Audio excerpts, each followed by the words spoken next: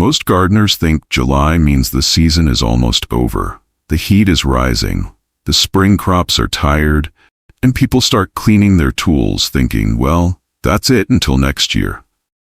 But that's the mistake, because right now, while everyone else is slowing down, your soil is doing something powerful underground. It's warm, it's active, and it's ready to help certain vegetables build roots fast. Not vegetables you plant once and lose by fall. I'm talking about vegetables you plant this July and harvest for years. Some come back every spring, some spread on their own, some get stronger the longer they stay in your garden. And once you see these 5 perennial vegetables, you'll understand why July is not the end of the season. It might be your most important planting window of the year. So why does July matter so much? One word: roots. Right now the soil is warm, and warm soil changes everything. Perennial vegetables don't just need leaves, they need a strong root system. That root system is what lets them survive winter, wake up early in spring, and come back stronger every year. Plant them too early, and cold, wet soil slows them down. But plant them in July, and the roots wake up fast. They stretch deeper. They store energy. They settle in before frost ever arrives. So by next spring, they're not starting from zero. They're already ahead. And that's where these 5 vegetables get interesting. These are not the ordinary crops everyone grabs from a seed rack. One of them literally walks across your garden and plants itself. One was once grown for the tables of the wealthy. One tastes like lemon, grows back after you cut it, and keeps bugs away almost by itself. Another is so aggressive, you should never plant it loose. And the last one can grow like a small shrub and feed you for years. Let's start with the strangest one first. Crop number 1, the Egyptian walking onion. Most people think onions are a one-season crop. You buy seeds, you plant bulbs, you wait, you harvest, then next year you start all over again. But one onion breaks that cycle completely. It's called the Egyptian walking onion. And once you understand how it grows, you may never buy onion seed again. Here's what makes it strange. A normal onion sends up flowers, but this one grows tiny onion bulbs at the very top of its stalk. As summer goes on, those little bulbs get heavier. Then the stalk bends, lower, lower, until the bulbs touch the soil. And the moment they land, they start growing roots. That's why gardeners call it a walking onion. It literally plants itself forward season after season, moving across your garden one step at a time. Now here's the July trick. When those top bulbs turn reddish-brown and the stalks begin to dry, don't ignore them. That's your signal. Snap off the little bulbs, plant them about 1 inch deep, pointed side up, and space them about a hand's width apart. By fall, they'll already be rooted. By next spring, they'll be ready to grow. And here's the part many gardeners never hear. Egyptian walking onions can even grow near black walnut trees. That matters because black walnut trees release a natural chemical that shuts down many plants around them. So if you have a dead zone in your yard where nothing seems to thrive, this onion may be the crop that finally works. When buying it, look for Egyptian walking onion, tree onion, or top-setting onion. Those names usually point to the same kind of plant. Plant it once, let it walk. And year after year, it keeps giving you green onions, bulbs, and new plants without asking you to start over. Crop number 2, sea kale. The vegetable royalty once kept secret. Most gardeners have never heard of sea kale. And the few who have usually think it only grows on rocky beaches, beside crashing waves and salty air.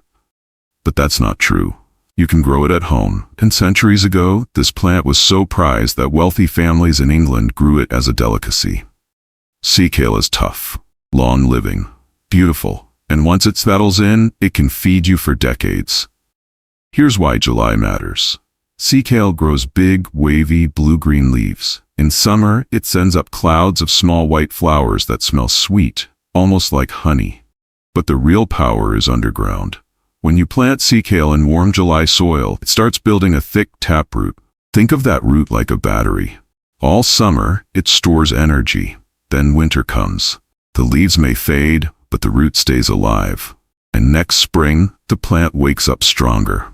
Now here's the small trick that makes a big difference. If you already have a mature sea kale plant, go out in July and cut off the old flower stalks and seed heads. Don't let the plant waste energy making seeds. Send that energy back into the root. That means a stronger plant and a better harvest next year. But the real secret is the young shoots. When those shoots are covered and kept in darkness for a few weeks, they turn pale, tender, and sweet. The flavor sits somewhere between asparagus and cabbage. That's the part people once treated like luxury food. If you want to grow it, look for container-grown sea kale starts. You may also see it labeled as Crambe maritima or lily white. Planted in full sun. Give each plant about 30 to 36 inches of space. And be patient.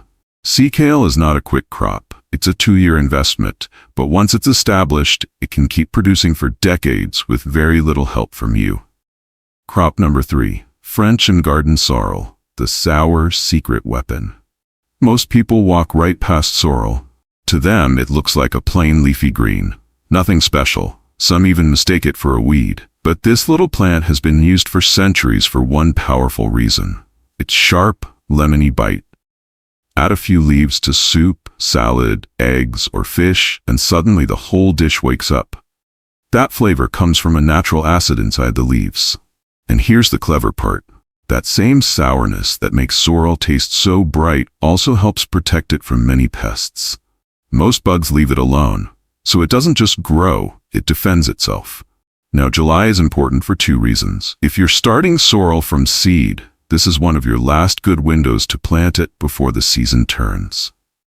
The soil is still warm, the roots can still settle, and the plant has time to establish before cold weather arrives. But if you already have sorrel growing, July gives you an even better opportunity. By midsummer, sorrel tries to send up tall flower stalks.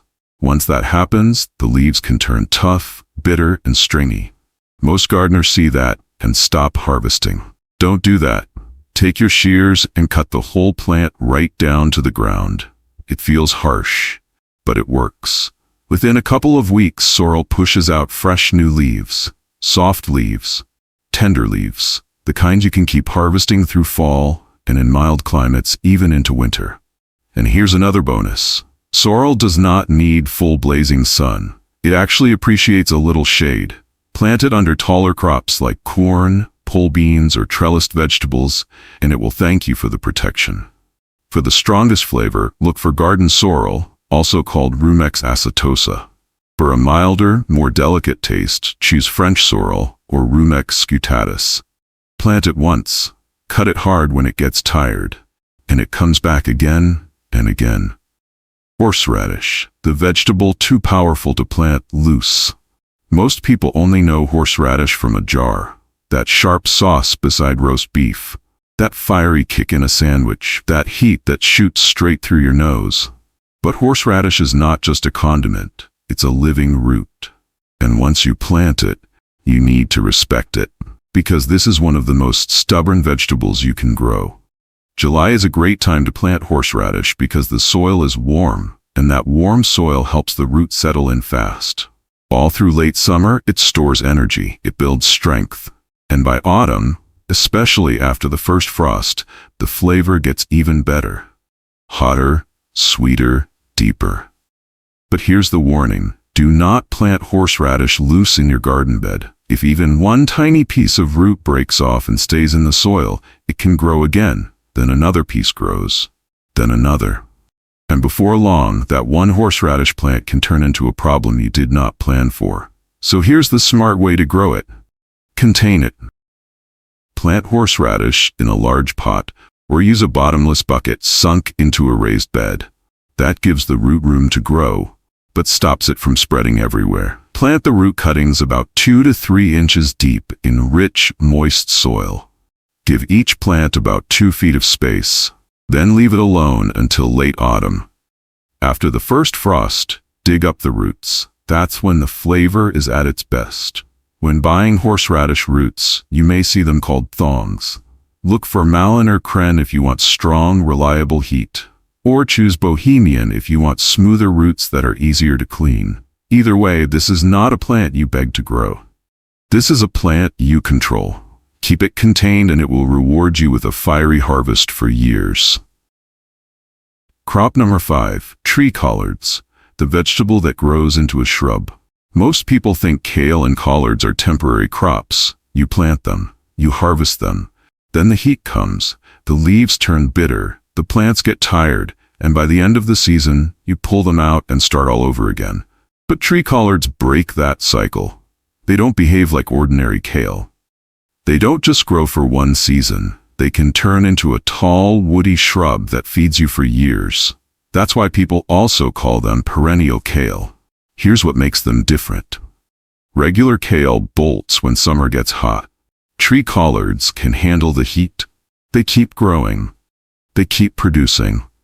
And many gardeners find they stand up better to stress than ordinary greens. But there's one strange thing about them. You usually don't grow tree collards from seed. You grow them from cuttings. That means you take a piece from an existing plant, root it, and turn it into a brand new plant. And July is a strong time to do it because the warm soil helps that cutting settle in before cold weather arrives. Here's the simple method. Take a healthy side shoot from an established plant. Strip off the lower leaves.